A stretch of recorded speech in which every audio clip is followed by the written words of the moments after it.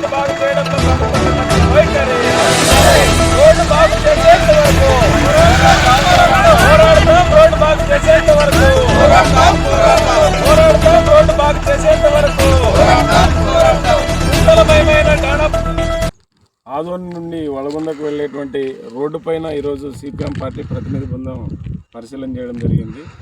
ఈ సమస్యని పరిష్కరించాలని చెప్పేసి గత కొన్ని సంవత్సరాలుగా ఎన్నో ఆందోళనలు పోరాటాలు చేసినప్పటికీ ఈ ప్రభుత్వం ఇప్పటిదాకా స్పందించలేదు.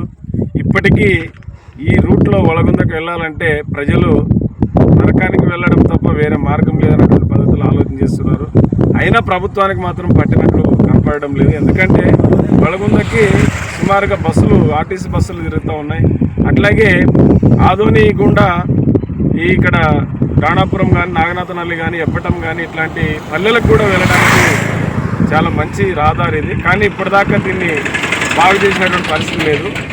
మరి కూటమిలో ఉన్నటువంటి ప్రభుత్వం మాత్రం మొన్ననే చెప్పారు, సంక్రాంతికి ముందు మేము రోడ్లకన్నీ నిధులు విడుదల చేసినాం, పెద్ద ఎత్తున అన్ని రోడ్లన్నీ వేస్తున్నామని చెప్పారు.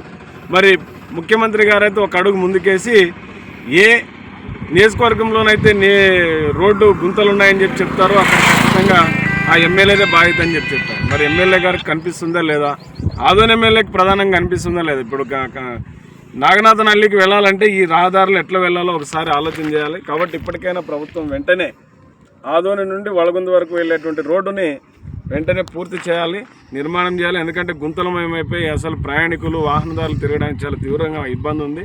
కాబట్టి తక్షణమే ఈ రోడ్డును వేయాలని చెప్పేసి సిపిఎం పార్టీగా డిమాండ్ చేస్తుంది.